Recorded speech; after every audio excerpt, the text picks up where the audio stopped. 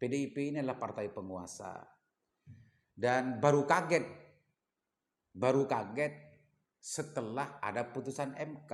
Meskipun sudah lama mungkin kaget mungkin. waktu isu 3 periode perpanjangan dan yang lain mungkin sudah kaget mungkin. Tapi kagetnya keluar baru setelah putusan MK, dan itu pun tidak langsung. Masih memilih soft dulu. Berapa telur?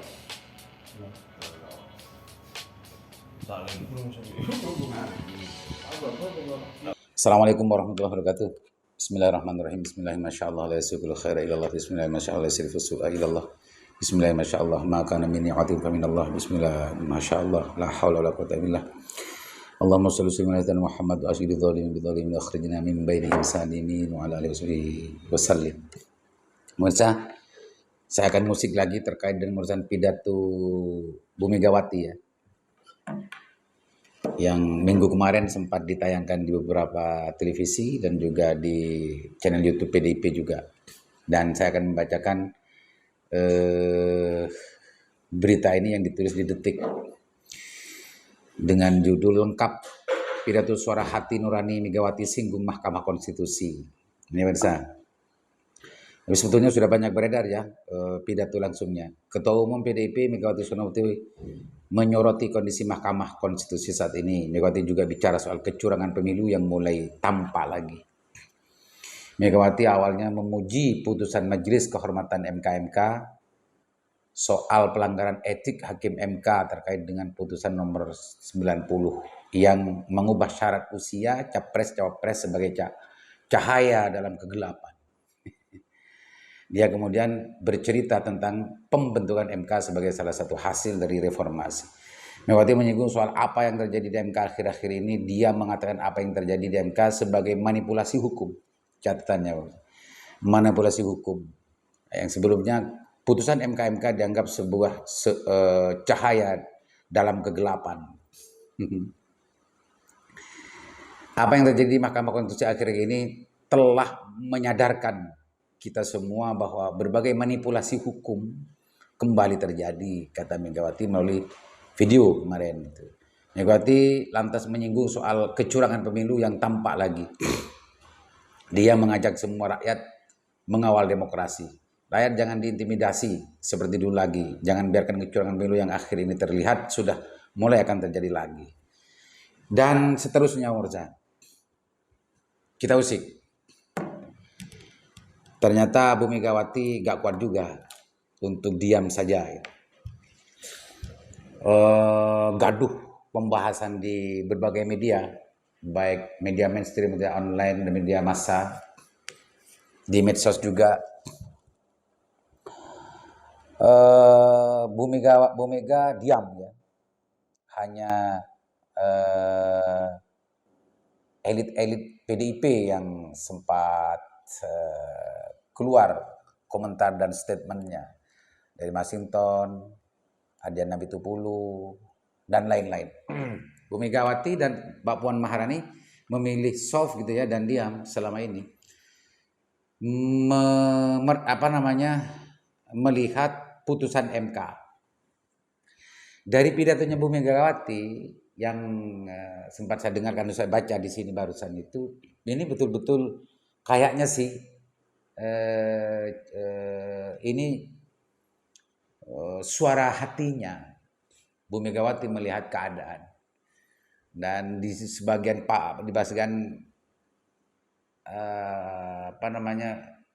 di sebagian momen ya, di sebagian pernyataan Bu Megawati menganggap ini adalah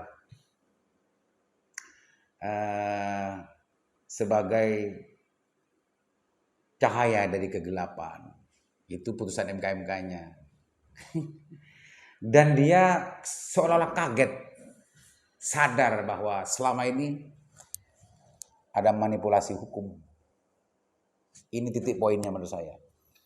Cahaya dari kegelapan, terjadi lagi manipulasi hukum, dan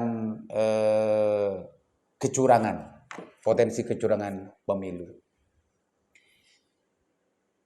Ini yang keluar setelah sekian lama menahan, mungkin ya Bu Megawati, menahan setelah melihat, memperhatikan, mengikuti perkembangan perdebatan di publik terkait dengan urusan pro kontra putusan MK dan putusan MK-MK.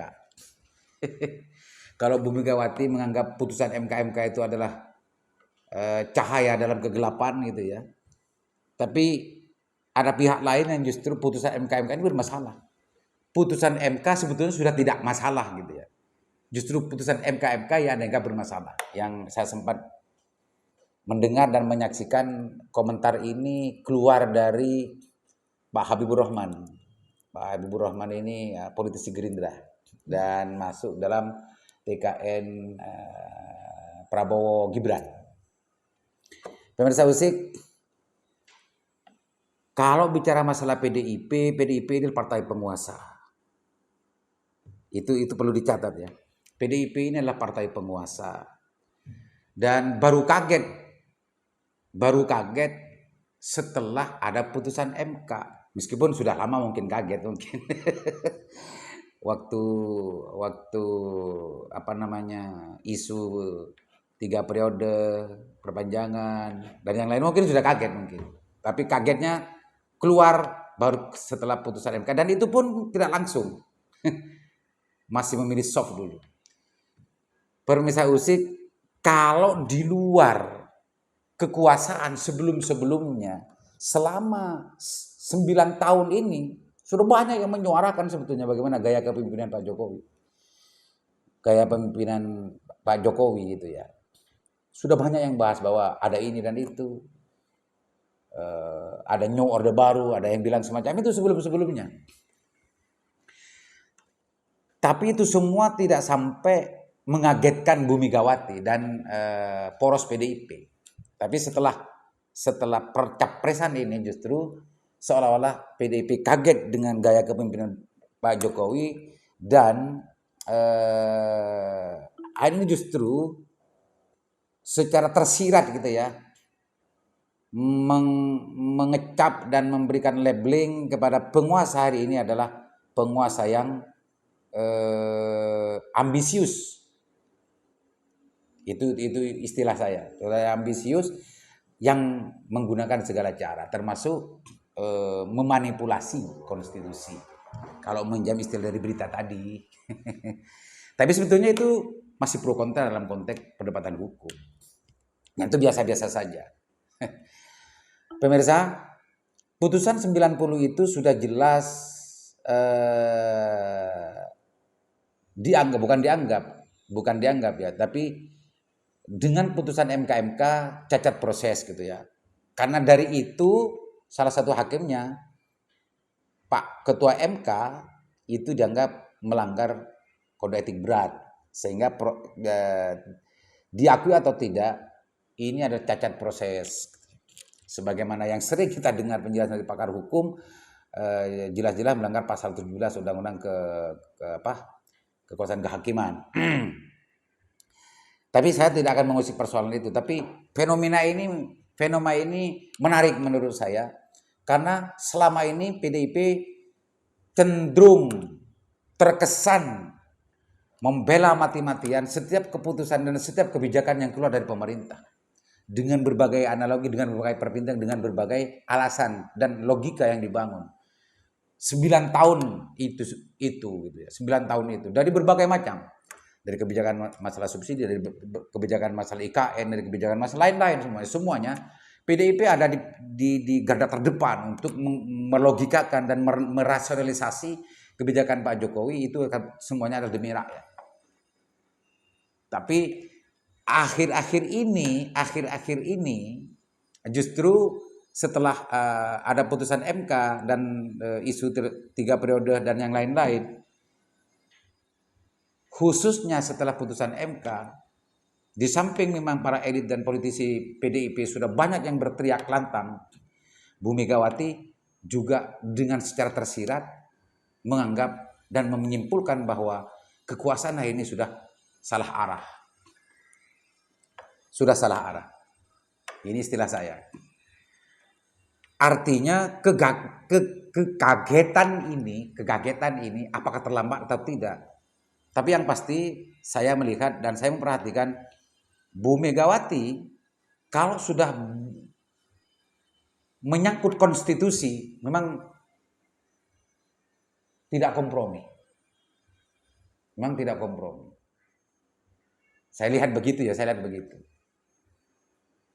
Ramai waktu isu 3 periode, ada ketua partai, Pak Bahlil, ada ketua-ketua partai yang justru ikut merasional dan melogikakan bahwa pentingnya 3 periode dan yang lain-lain. Pada akhirnya Bu Megawati keluar dan itu menolak terhadap 3 periode dan Pak Mahfud juga berdiri di depan bahwa itu menolak akan mengawal rencana pemilu, maka isu 3 periode itu menurun dan mati.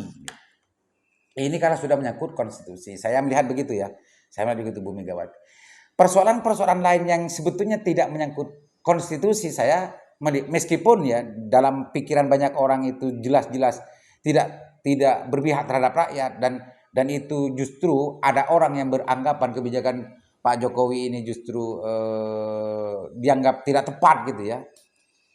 PDIP dan seluruh politisi PDIP justru tampil di depan untuk merasionalisasi kebijakan-kebijakan Pak Jokowi di situ. Tapi ketika masuk ke dalam konteks pelanggaran konstitusi, justru Bu Megawati pun sekarang sudah turun gunung untuk berbicara di publik. Meskipun itu diawali oleh politisi-politisi yang lain.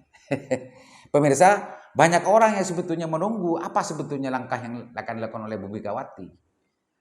Setelah gonjang-ganjing putusan MK itu, setelah Gibran masuk dalam Capres-Cawapres, berawal dari Ganjar dan Pak Prabowo. Banyak orang yang justru memang betul-betul menunggu gitu ya. Setelah nyata dan betul-betul keluarga Jokowi memilih politik yang berbeda dengan poros politik PDIP, baru kemarin Bu Megawati keluar. Dan itu pun pernyataan dan pidatonya yang ditunggu oleh banyak orang gitu ya. Justru apa sebetulnya pilihan politik PDIP terhadap penguasa dan kekuasaan hari ini? Sebagian orang menganggap pidato kemarin ini pidato normatif gitu ya dan tidak utuh sebagai ketua PDIP. Meskipun ada unsur ketua PDIP-nya, tapi lebih memilih sebagai mantan presiden dan juga warga Indonesia dan seorang negarawan gitu ya. Yang ditunggu itu sebetulnya peran ketua PDIP-nya sebagai pribadi yang punya hak prerogatif terhadap arah politik PDIP. Pemirsa, diakui atau tidak, PDIP hari ini banyak sekali yang ada dalam kader-kader PDIP, banyak sekali yang ada dalam kekuasaan dalam konteks ini menjabat sebagai menteri dan yang lain-lain. Ada banyak juga itu menunggu karena sudah ada perbedaan arah politik, madhab politik yang sudah berbeda. Ada yang mengira munculnya Bu Megawati justru ingin menarik seluruh para menteri yang dari PDIP sebagai bentuk ketegasan dari Bu Megawati karena presiden dalam konteks Pak Jokowi hari ini sudah jelas-jelas tidak satu arah alur politiknya dengan PDIP. Tapi itu tidak dilakukan oleh Bu Megawati. Tapi koreksi terhadap perilaku dan pilihan politik Pak Jokowi dalam konteks ini jelas-jelas tersindir gitu ya. Khususnya bagaimana Gibran itu masuk ke Cawapres dengan mengubah persyaratan Capres di konstitusi. Tuh pemirsa, ini menarik. Entah ke depannya 1 minggu, 1 bulan ke depan, kurang tahu. Apakah langkah-langkah politik itu juga akan dilakukan oleh PDIP, kita tunggu saja. Tapi kalau di PDIP ini kan kita sudah tahu bahwa seluruh pilihan politik dan arah politik bermuara kepada Bu Megawati. Tapi kalau Bu Megawati nanti justru dalam langkah politiknya sebagai bentuk ketegasan memilih berpisah dengan penguasa hari ini alias Pak Jokowi, bisa saja dan tidak menutup kemungkinan akan menarik seluruh kader PDIP Kabinet Indonesia Maju. Dan kalau itu terjadi, maka keseimbangan proses kekuasaan yang selama ini terjadi, insya Allah akan tercipta.